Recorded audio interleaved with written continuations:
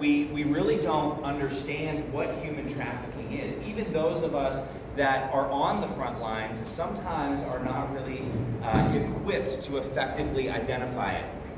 Many years ago, about a little over a decade ago, there was a young detective that was working a case. As mentioned, worked a lot in gangs, and so this detective was investigating a group of MS-13 here in the Northern Virginia area.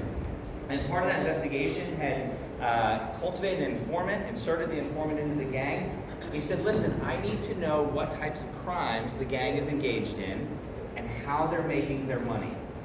So the informant goes out with the idea of figuring out what type of crimes they're looking for. Now, as a gang detective, or even as community members, what type of crimes do you think we were looking for at the time? When you think of gangs, what type of crimes do you think of? Drugs? What else? Okay, what else?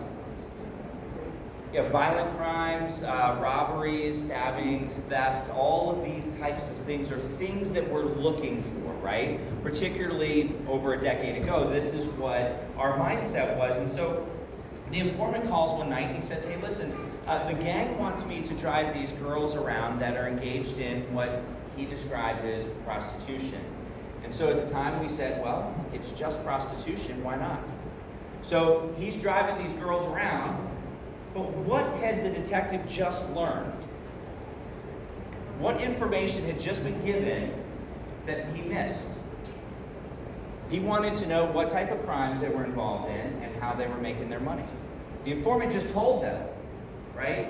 But sometimes even professionals get a little bit of bias, right? We're suspecting, or we're expecting rather, a particular answer, and so we don't always hear what we're being told. Right? He had just gotten the answer to that question, but didn't hear it because he was expecting something else. So the informant's going out and he's driving these girls around throughout Northern Virginia and calls one night and says, hey, I'm really uncomfortable. The girl they have me driving around tonight looks really young.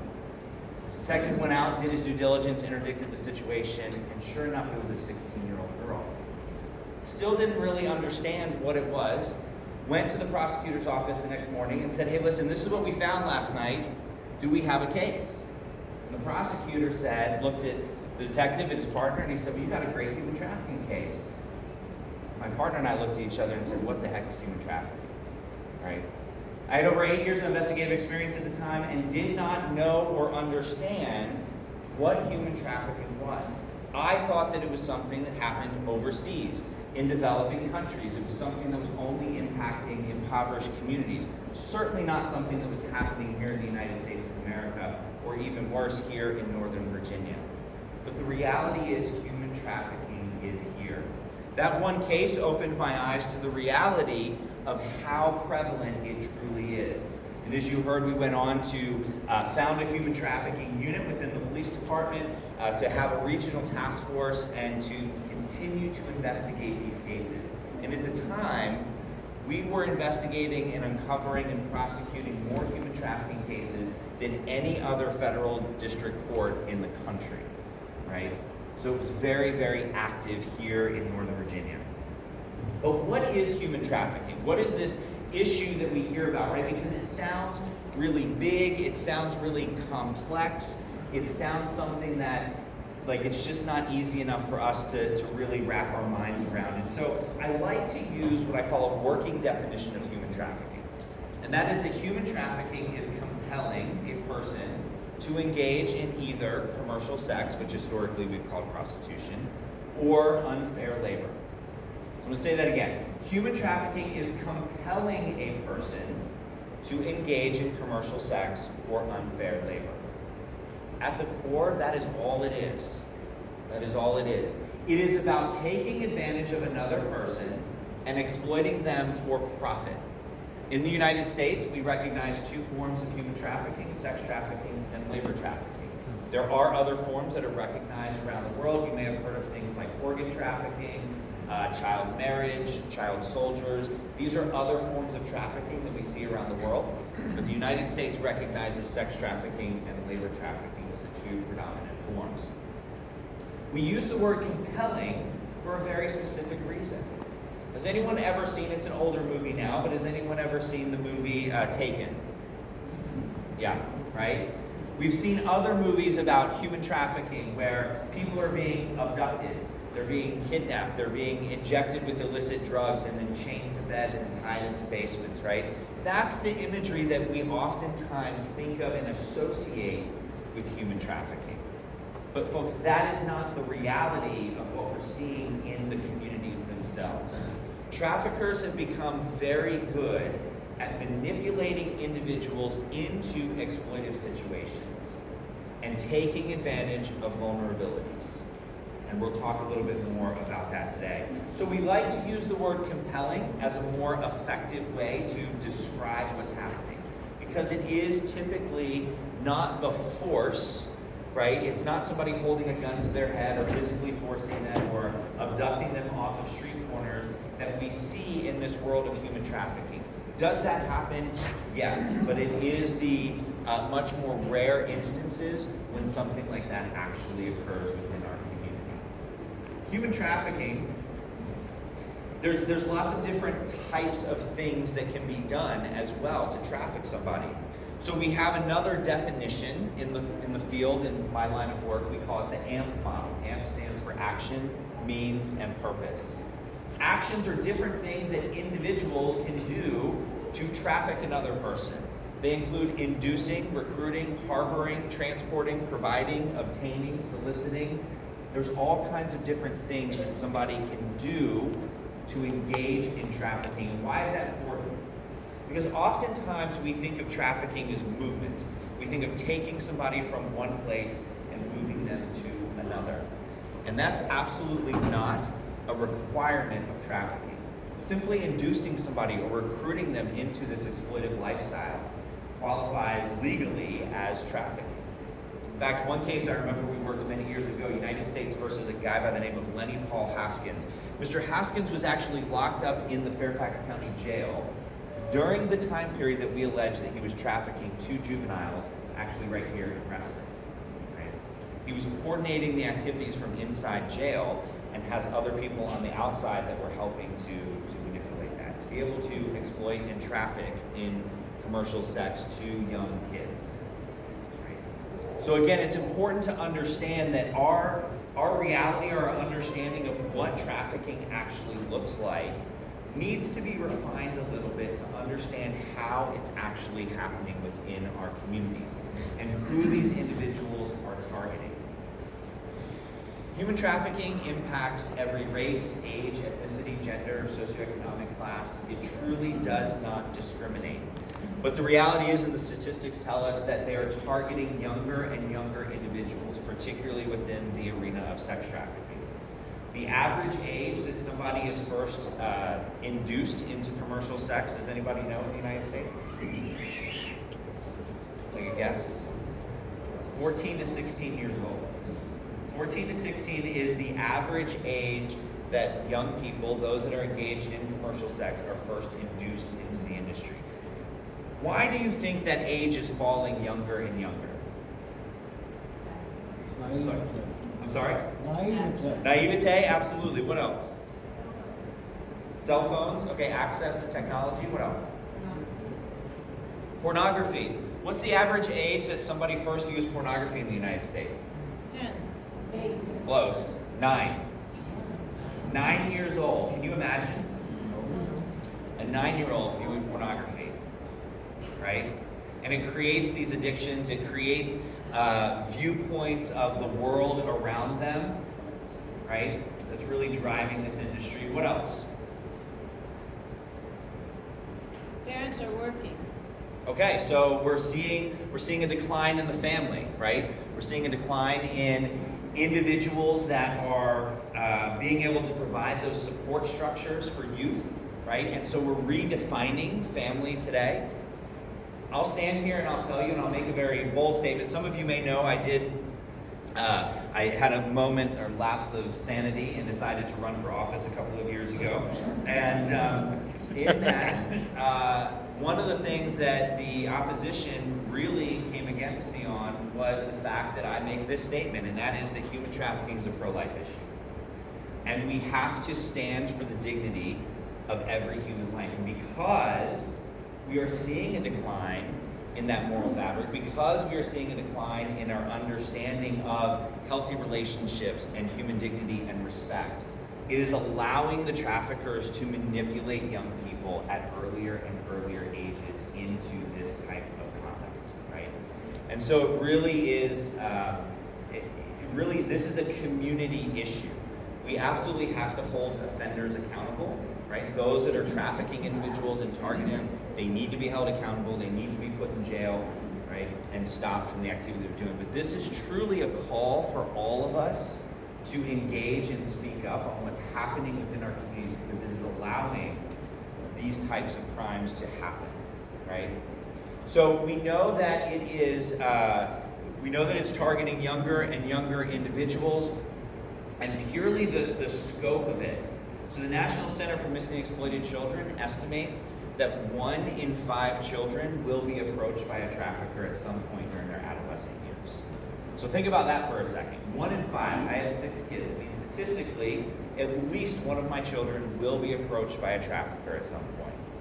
What are we doing to prepare them for that moment? Now, where do you think traffickers are hanging out? Malls, where else? Youth groups, children's groups. Yeah, absolutely. Social media. Pretty much anywhere, right? So we're seeing them in community events, we're seeing them in church groups, we're seeing them in schools. But I heard a lot about social media. Online is huge, right? Online is absolutely huge right now for traffickers. And they're using it as an opportunity to groom and manipulate vulnerable people into this lifestyle. Post-COVID, many of our young people moved online to have their social circles, right? We shut down the world around us. Kids weren't allowed to go out or hang out with friends. They didn't know what to do with themselves, right? And so where did they go? They went online to play with their friends, to communicate, but this is also where the traffickers are hanging out. The National Center on Sexual Exploitation does an annual report called The Dirty Dozen. The Dirty Dozen looks at online platforms that are facilitating sexual exploitation. This past year, one of them was LinkedIn. I was really surprised to see LinkedIn. Apparently people are being solicited online, like through private messages on LinkedIn. I have to tell you, I have never been solicited on LinkedIn. I'm a little hurt by it, but that's okay. But the other platform that was really ranked very high was a platform called Roblox. Anyone familiar with Roblox or have kids that are on Roblox, right? This is an online gaming platform that is really intended for as young as like 7, 8, 9-year-olds, right? This is where a lot of young people are playing and spending time and connecting with their friends. This is also a platform where there are a lot of predators that are working to bring, to recruit and manipulate these young people into these exploitive situations. You see, traffickers only look for 3 things. When they're looking for a potential victim, there's only 3 things that traffickers look for, because everyone always wants to know, well, who is going to be targeted, right? Like we said, every race, ethnicity, gender, socioeconomic class, there is really no community that is immune to trafficking in the United States. A lot of that is because of the internet. Traffickers look for 3 things. First, accessibility.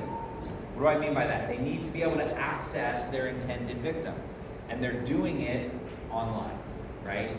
They can communicate with them, they can text with them, because we carry around small computers in our hands every day that are connected anywhere that we go.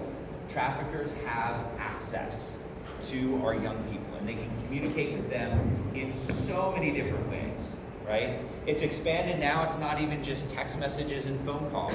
There's all kinds of other communications platforms that they're using and exploiting, and that they know a lot of times, like those messages and other things, they get deleted, right? Those things just automatically go away. And so it's hard, it gets harder and harder for law enforcement as well as parents to be able to intervene or track or understand what's going on, right?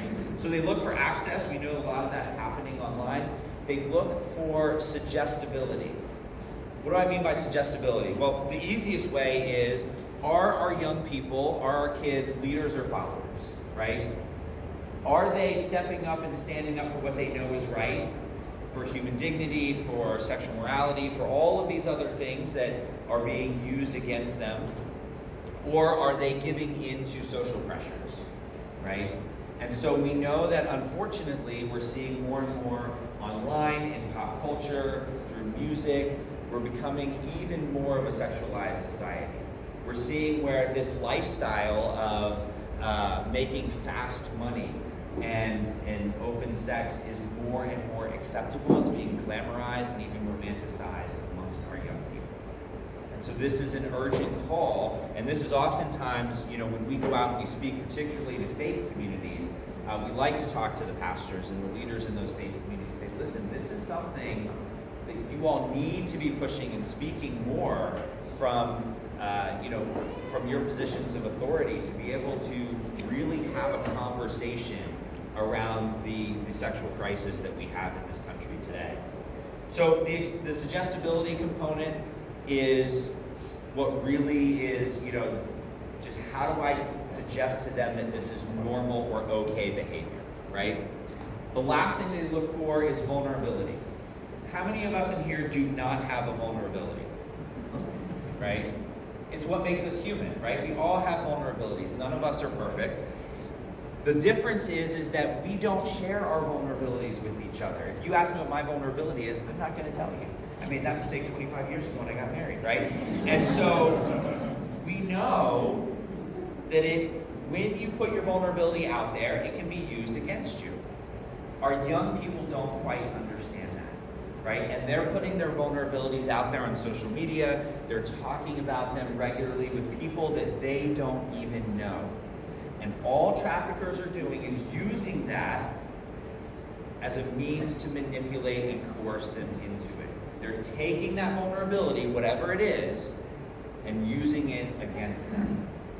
And so we have to be able to educate our young people on how to protect themselves, right, by protecting their information and also looking out for their peers as well, because it really does take community to be able to go after this. So traffickers find that vulnerability and they exploit it. And when they can manipulate that, they don't ever have to actually put their hands on anyone. There was a young lady, her name was Brittany. She was about 21 years old at the time. And she had just had a child outside of wedlock. The father wanted nothing to do with her, would not engage. And so she was here trying to raise this baby on her own.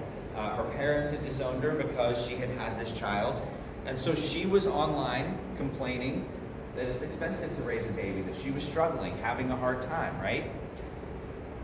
So she gets approached by a guy by the name of Michael. Michael starts talking to her online through this social media platform, and he says, listen, I have a lot of sympathy for girls that are in your situation. He goes, my fiance actually went through the same thing. He goes, I'm very well connected in my community. He said, listen, I like to help people out. I will pay a bus ticket for you to come to where I'm at in Charlottesville, Virginia. We will provide you with free daycare. We'll provide you with a place to stay for a couple of months. I'll get you connected to a job, and you can save up your money in about 3 months.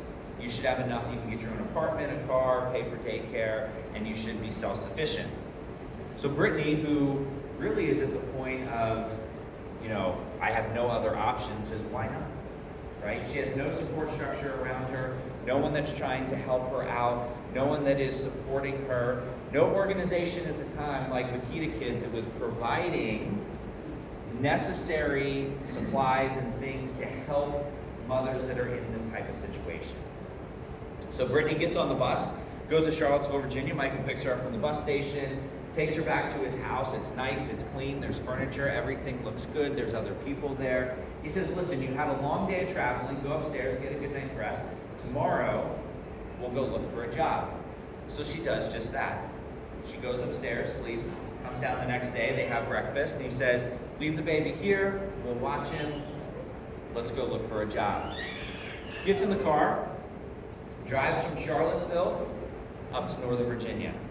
Now some of you may say, well, she's in the car for probably like an hour and a half, 2 hours. Did she not realize how far they were actually driving?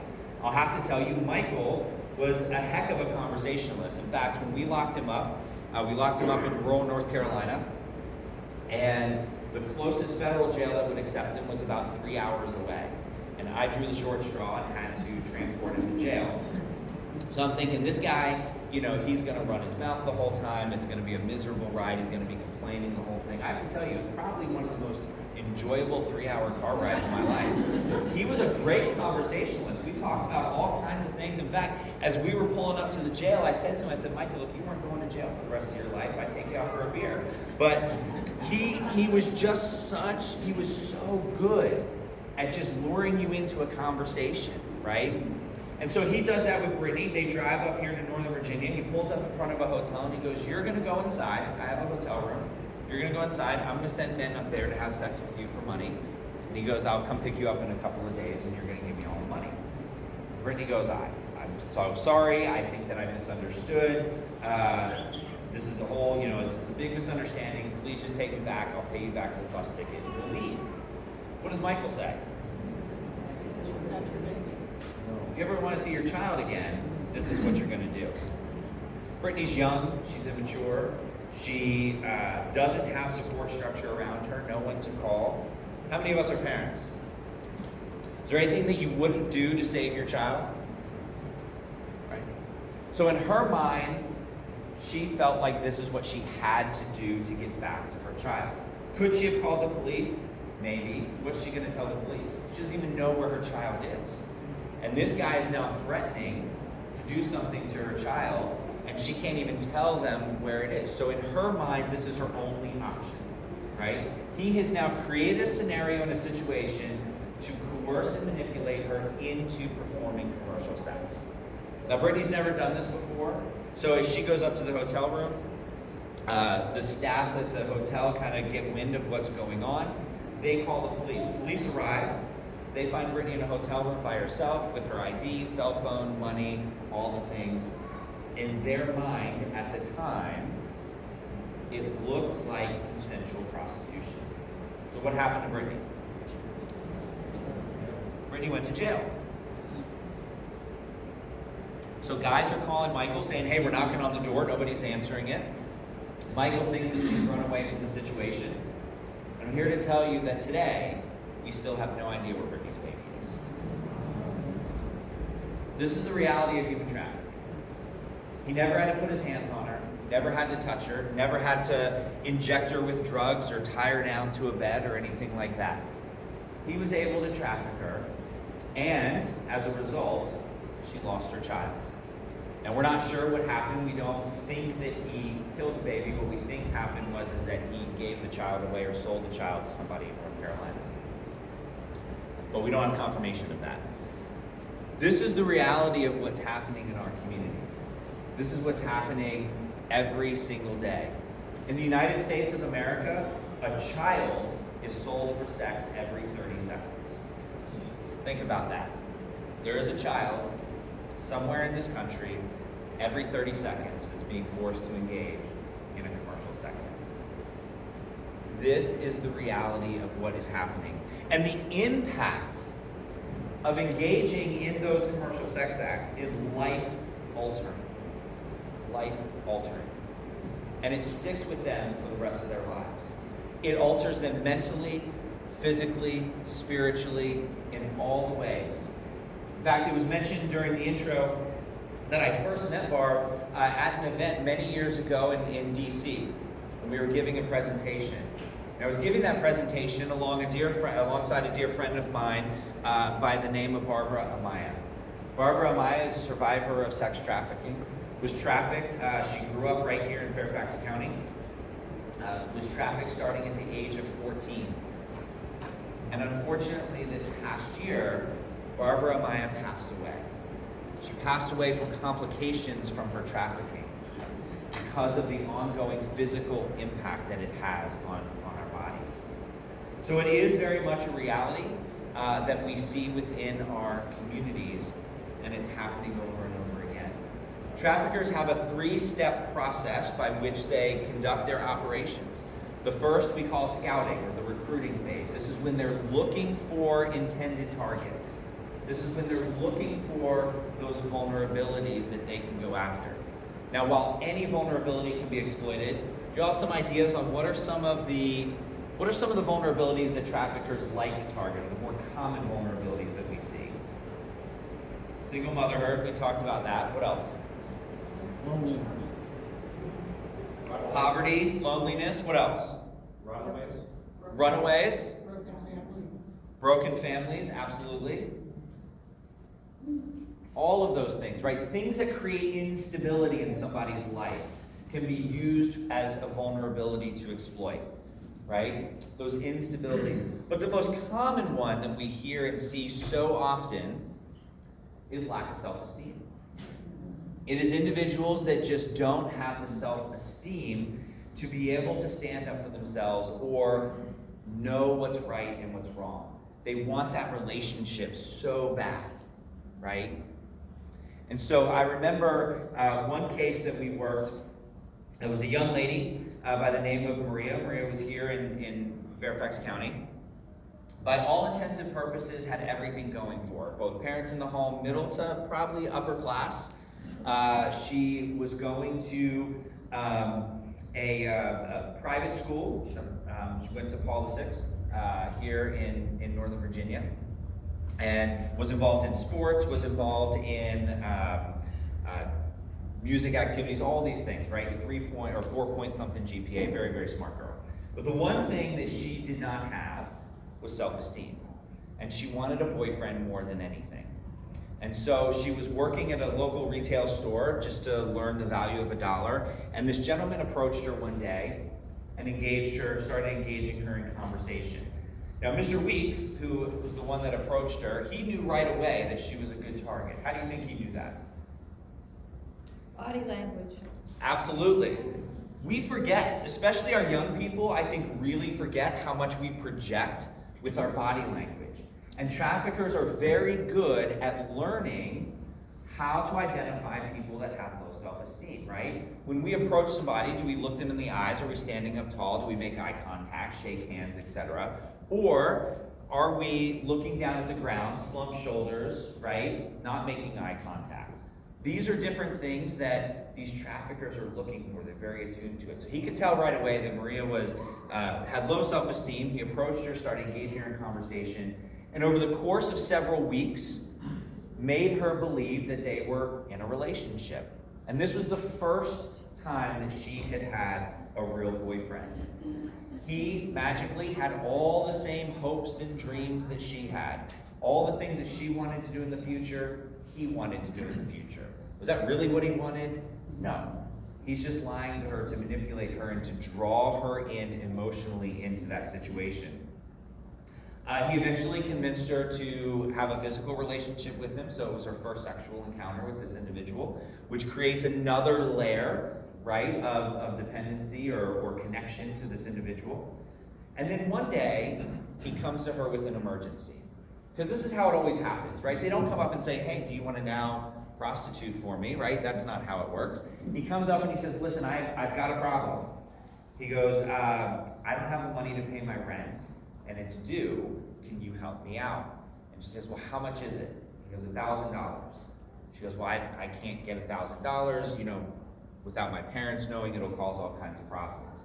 And so they continue to talk about it, and he's acting like this is the two of them coming together to try to solve a problem, right? And so they're engaging in this conversation, trying to figure out how to get $1,000. And he says, hey, listen, I have an idea. He goes, I don't like this, but would you be willing to have sex with my friend one time, just close your eyes and pretend like it's me, and then he'll pay my rent? And she goes, no, I'm not comfortable with that. And he goes, listen, I'm not comfortable with it either, but I love you. And if we don't do this, then I'm going to get kicked out of my apartment. If I get kicked out of my apartment, I'm going to have to move out of the area. If I move out of the area, all of our hopes and dreams are going to get flushed down the toilet. See how methodical these individuals are? He was planning this the entire time, right? For this moment. So he gives her this guilt trip. They go around and around about it, and finally she says, okay. And so the plan is the next day after school, he's going to pick her up. He's going to take her back to his apartment where she's going to engage in this commercial sex act. Now, we are very fortunate to live and to be able to worship in our diocese. And we've had some really great bishops. And many years ago, as mentioned, I got to speak to all the bishops, all the laity with the bishop. And as a result of that, they brought human trafficking prevention training to our high schools here in our diocese. By the grace of God, Maria went to school the next day and got the lesson on trafficking, recognized what was happening, was empowered to report to mom when she got home that day.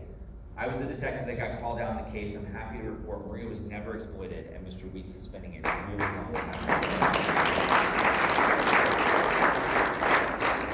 So there is hope in all of this, but it really is about us being able to educate our communities, being able to educate our young people, and even when I say young people, right, young adults as well, because they're being targeted and can very much be in vulnerable situations where these individuals want to just take advantage of them and exploit them for profit.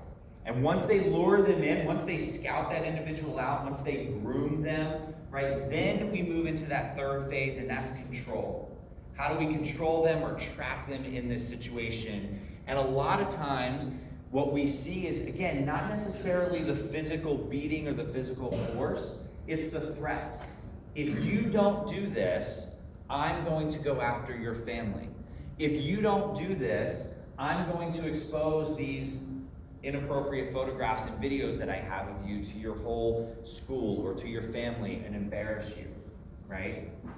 So we have to understand that they're very manipulative in the way that they do these things and the way that they can then control the individuals.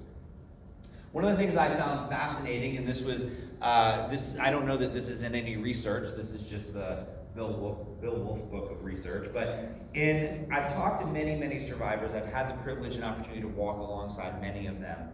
And what I find most interesting is probably about 90% of all the survivors that I've ever spoken to had hopes and dreams to become two jobs. There were two jobs or career paths that almost all of them wanted. Anyone take a guess what they were? Model.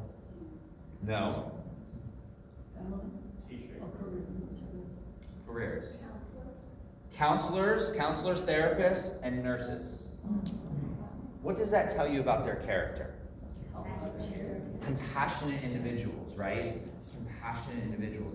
This is why I say this is so evil, because they're targeting compassionate and vulnerable individuals and exploiting them into these situations, right? Because they know, or they feel, traffickers will tell you, they're easier to control, right? Because they are compassionate, all they have to do is threaten family members. I've heard where they've said, you know what, if you don't do this, I'm going to go after your younger sister or your younger brother, or any of those different scenarios, right? And so it is all about that control that they have over these individuals. So what do we do about it?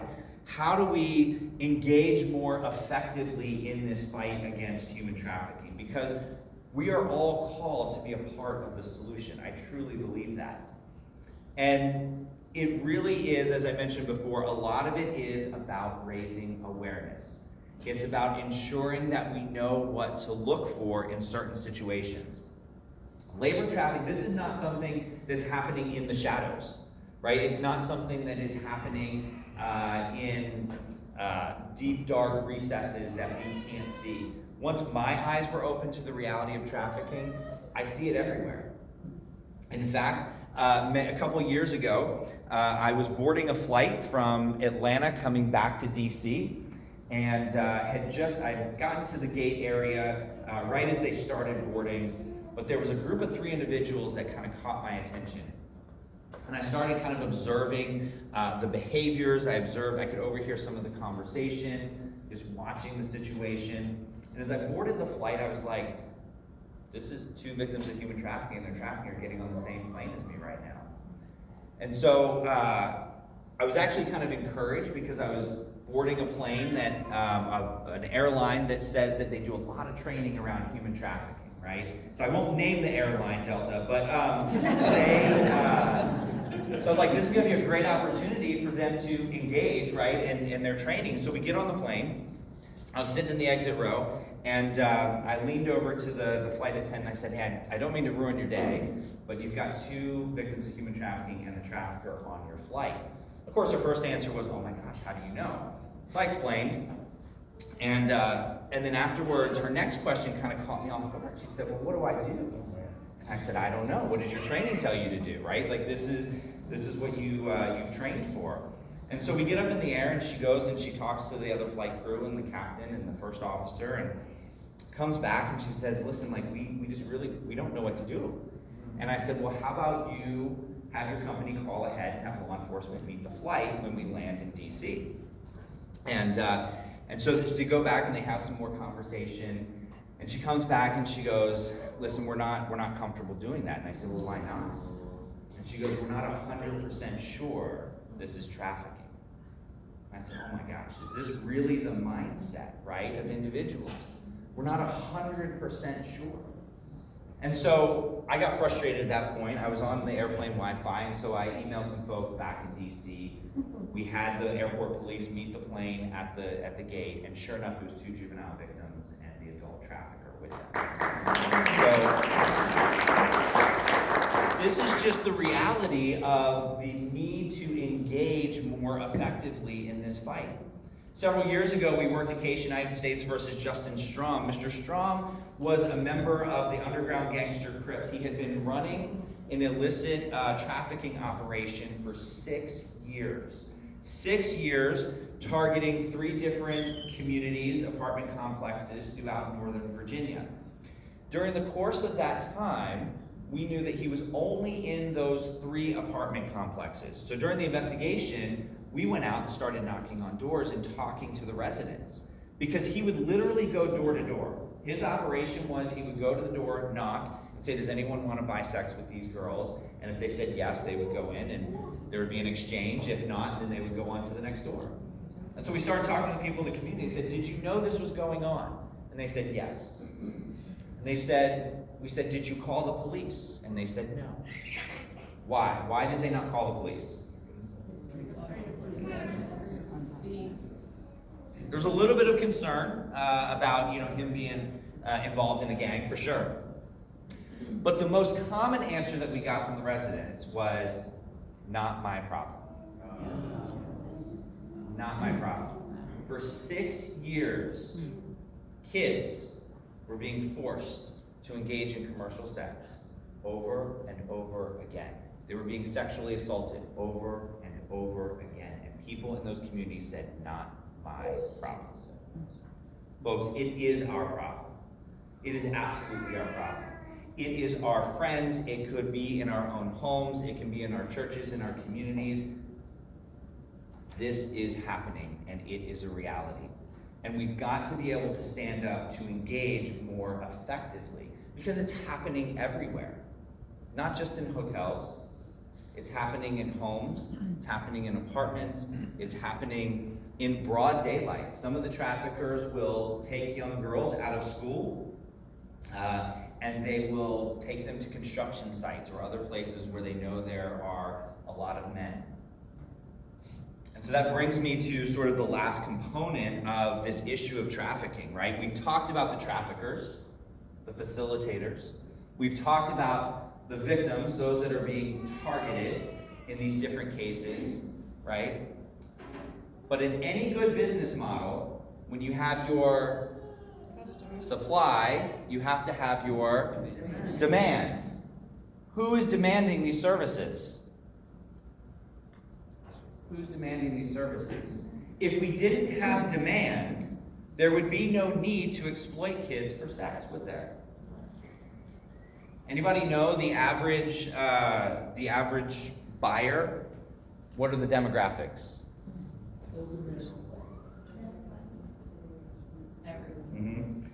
Males, white males, 35 to 50, that are married with children, middle to upper class, that attend religious service every weekend.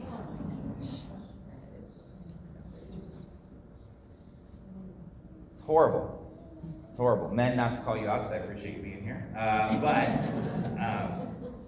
Some statistics suggest that 1 in 10 men have paid for sex at some point during their life. And a lot of that is contributed to the pornography addiction that exists today. Although I will tell you, ladies, current statistics suggest that about 40% of all people now, in today's day and age, addicted to pornography are women. So it is becoming an increasingly, the problem is increasing exponentially right now. And again, it's something that we really have to speak out against and stand up. And these are not easy conversations, right? They're not easy conversations to have, but they're necessary conversations that we need to be having with our peer groups, we need to be having in our church groups, we definitely need to be having them in our homes, right? Difficult conversations, but necessary conversations. So how do we identify it? Well, at the end of the day, if something doesn't seem right, we just need to report it. And I don't have any literature to hand out, but I will give you a resource. There's a new platform that is getting ready to launch next month.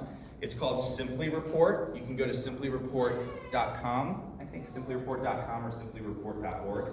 And this is a platform that we would encourage. There will be an app that you can put on your phone to be able to report in any information, and then it leverages technology to be able to ask you questions about what you're observing to see how likely it is that it's trafficking, and then it gets that information to the right individuals to be able to respond to that. So for example, in my instance on the plane, if I had been interacting with this platform, it would have asked me what flight I was on, where I was going, and it would have automatically reached out to airport police and had them meet at the gate, right?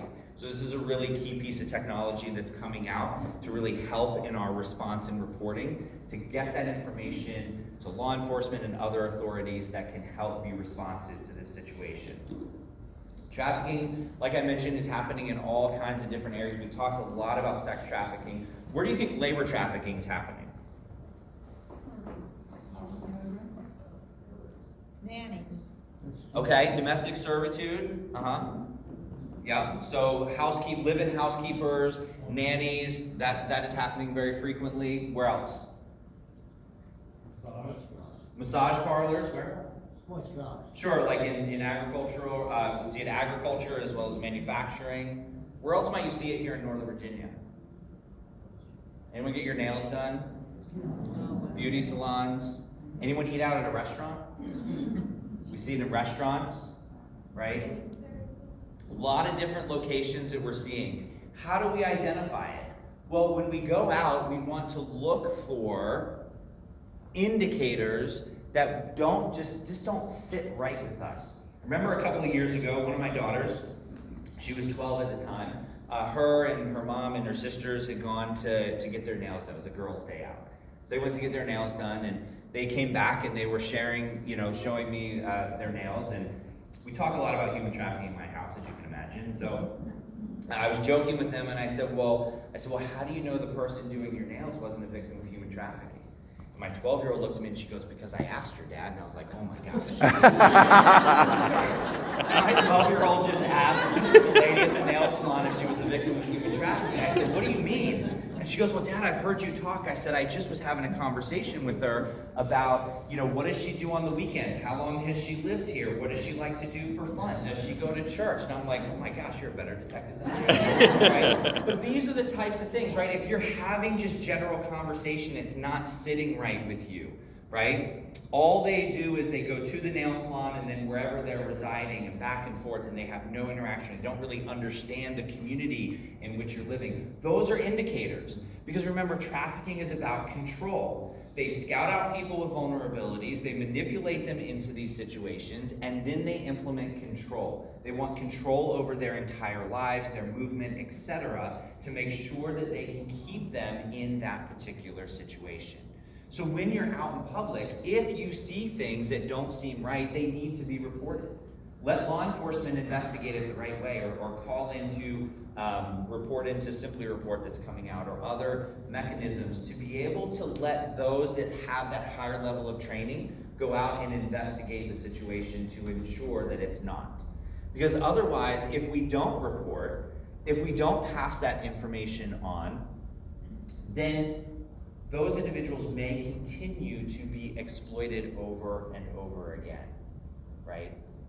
You all are the eyes and ears. I can tell you during my investigative days, my colleague John Marie in the back, who prosecuted a lot of these bad guys for many years and put them in jail, will tell you that we need you to be the eyes and the ears in the community. When you send that information on, it gives law enforcement investigators the ability to go out and interdict and see what's happening, and hopefully help these young people that are being exploited over and over again to exit exploitation and to hold offenders accountable to make sure that they can't continue to exploit other individuals.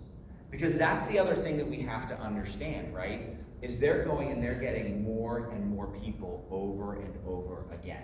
So it's one thing to get somebody out, it's another thing to make sure that we're holding offenders accountable, and then ultimately preventing human trafficking. When the United States first defined this issue back in the year 2000 with the passage of the Trafficking Victims Protection Act, it identified a three-pronged approach: prevention, prosecution, and protection. Right? We need to prosecute the offenders, we need to protect those that have been exploited, but ultimately we need to implement more prevention. And prevention is through raising awareness, having the conversations, and making sure that you understand what it looks like and where you can report that information in. It is critical that all of us take a stand.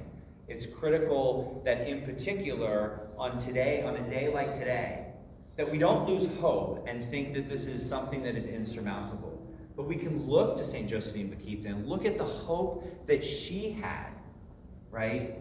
Knowing that there is a God, knowing that He is going to save each and every one of us, but we all play a role, right? We are the hands and the feet, and we're called to take that. And so I encourage you all, as you leave here, to do more, to learn more about this. I'll give you another resource. There's a website. It is iamonwatch.org. iamonwatch, ONWATCH.org. It is a free online training program that will allow you to hear more from survivors, from other individuals, and to learn how to identify it in your community. It is a really, really fantastic training program that you can do in the comfort of your own home. Encourage you to think about inviting friends over and watching it together and discussing. There is also, if you go to, I'll give you another website, safehouseproject.org, safehouseproject.org. They have a faith, I encourage you to think about doing this within the church. It's called God's Heart to Eradicate Trafficking. It is a faith-focused program around why this is a spiritual fight as much as it is a temporal fight, and we'll equip you in that way. So there's lots of different resources that are out there. But the one challenge that I always like to leave people with is this. When you leave here today, I challenge and encourage you to share something that you learned with at least 3 different people today. Because by doing that, you may spark interest in them learning more about trafficking, and you never know when they might be at that nail salon and see something wrong. You never know when they might be boarding that flight and recognizing human trafficking. You never know when they might be staying at that hotel and seeing something suspicious and reporting it and literally saving a life. I thank you all for taking your time to be out here on a Saturday. We've got about 5 minutes for questions. I'm happy to answer any questions that you may